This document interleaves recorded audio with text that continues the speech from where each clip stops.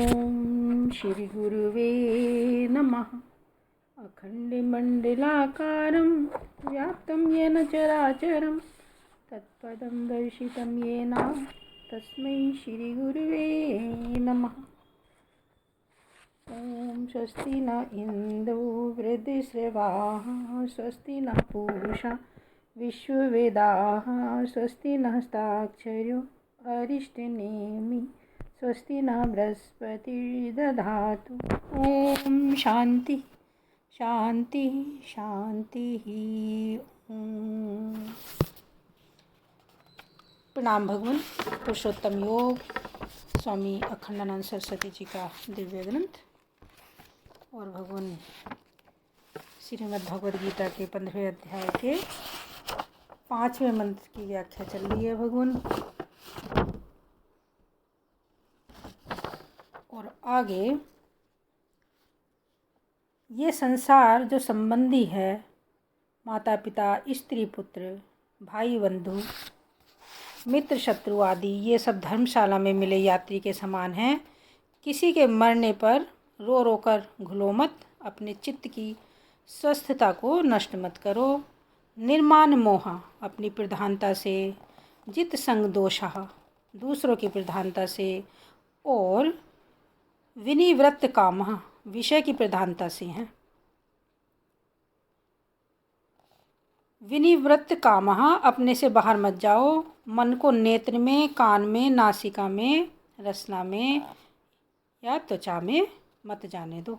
मन को नेत्र में, कान में, नासिका में, रसना में या त्वचा में मत जाने दो। विषयों को बाहर से ही लौटा दो।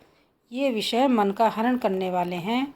आपके घर के दरवाजे पर कोई चोर या डाकू जैसा दिखता मनुष्य आकर घंटी बजाए तो आप उसे द्वार खोलकर आने दोगे या बाहर से ही लौटा दोगे? इसी प्रकार विषयों को भी भीतर मत आने दो, उन्हें लौटा दो।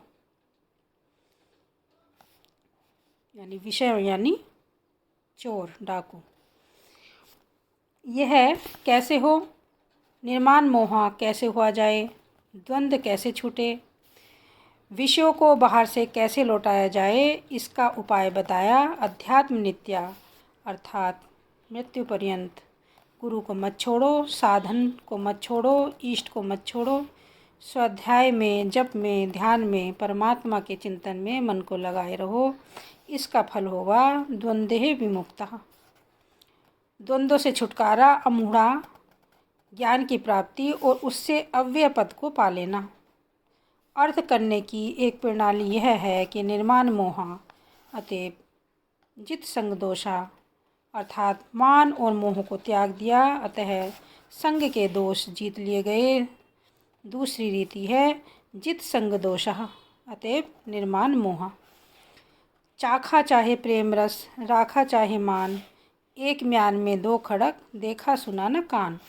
भगवान से प्रेम भी हो और मान भी रहे, यह दोनों बातें नहीं हो सकती। इसी प्रकार ज्ञान भी रहे और मान भी, यह भी संभव नहीं।